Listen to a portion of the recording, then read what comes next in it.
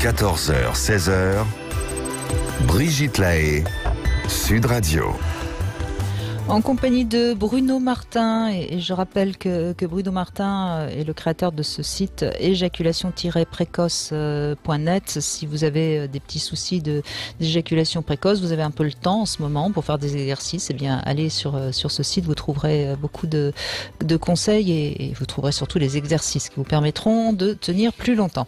Alors Bruno Martin, on va donner la parole à Andrea qui voudrait évoquer également son couple en ce moment. Bonjour Andrea. Allô, oui, bonjour. Oui. Je vous ai, merci d'être avec nous. Ah oui, je suis contente de vous avoir parce que je vous réécoute à nouveau là depuis le confinement. Je vous écoutais avant et voilà. Mais moi j'ai 68 ans, voilà. Je suis de Clermont-Ferrand. Alors mon couple, disons que j'ai rencontré quelqu'un depuis 2 ans, un peu plus de 2 ans. Et enfin on vit pas ensemble, hein. On se voyait, voilà, des week-ends, des vacances, etc. Et puis cette période, comme j'entends dans votre émission, moi ça a été vraiment un déclic, une évidence, quelque chose d'incroyable. Quand vous parliez tout à l'heure de cristallisation, de chemin de Compostelle, d'image des sédiments, mais moi c'est exactement ça, c'est fou. Vous avez dit ça et un peu avant, parce que votre collaboratrice m'avait envoyé un message et j'avais écrit ça.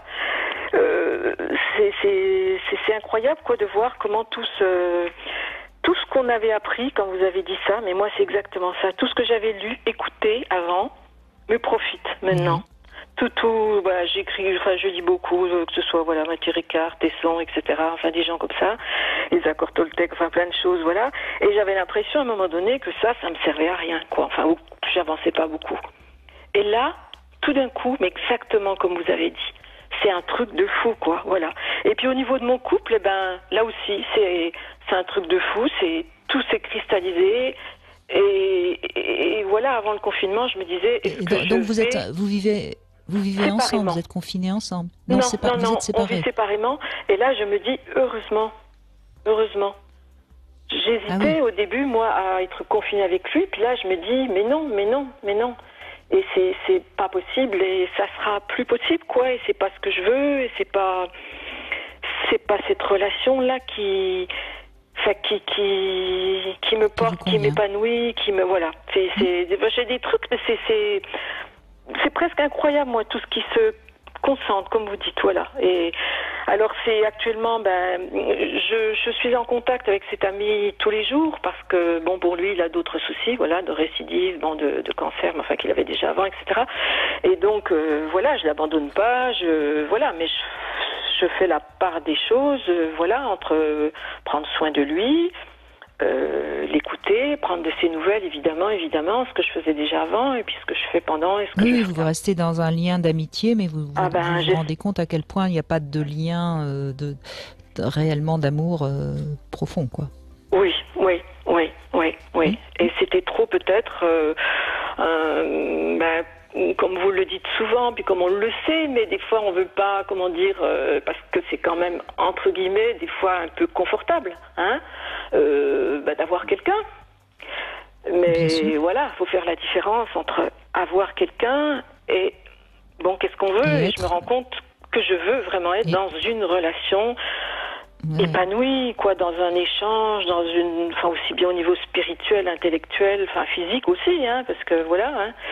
Oui, quand j'entends vos interlocutrices, des fois qui disent à 50 ans, c'est fini, ou non, à 68 ans, c'est pas fini non plus, hein. Non, mais je crois que l'humain est fait pour être amoureux et désirer une intensité toute sa vie.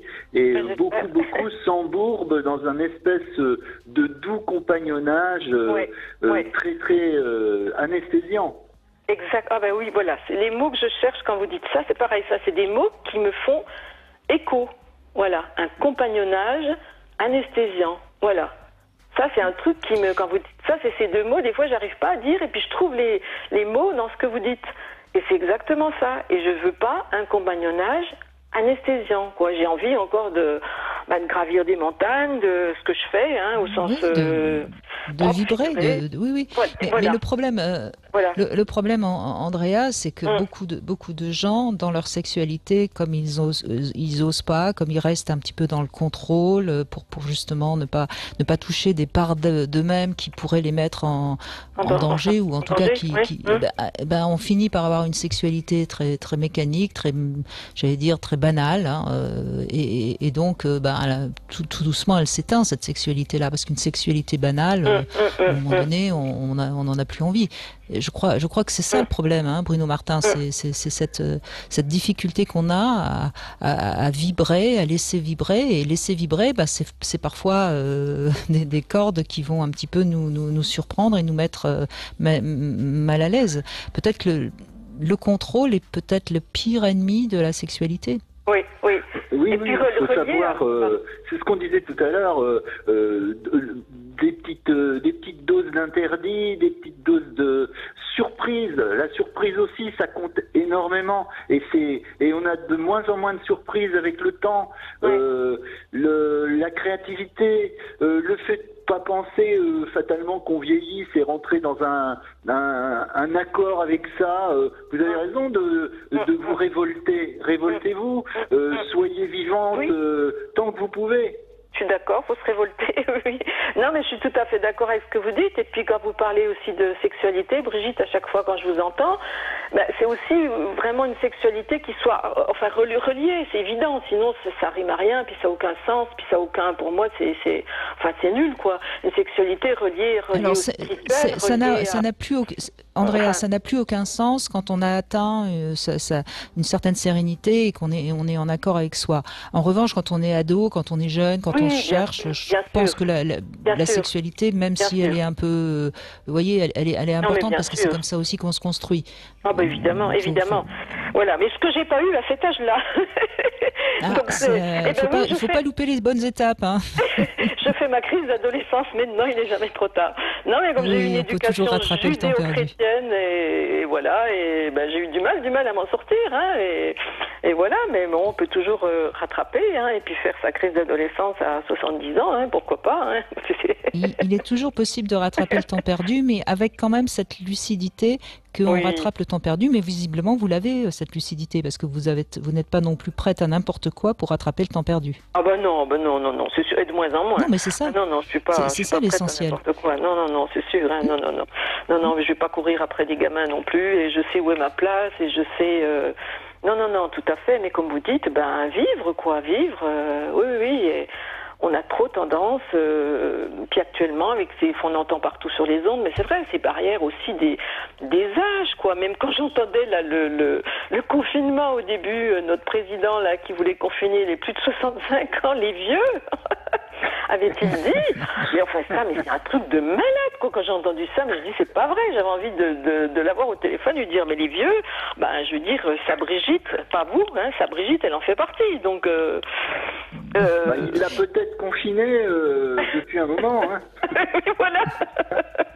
Non mais voilà, c'est ce que je me disais. Alors c'est peut-être pour ça qu'il a accordé effectivement le déconfinement même aux vieux, parce que sinon elle est restée confinée. Non mais je crois qu'ils cherchent tout ce qu'ils peuvent pour essayer de lutter contre cette épidémie. Mais vous savez que ça a choqué énormément de gens. Moi j'ai des personnes autour de moi, aussi bien que des patients qui sont ultra ulcérés. Alors notamment ceux qui vont très bien, ceux qui vont vraiment bien, et c'est vrai que en toute chose, même pour la sexualité, y a-t-il un âge pour arrêter? Non.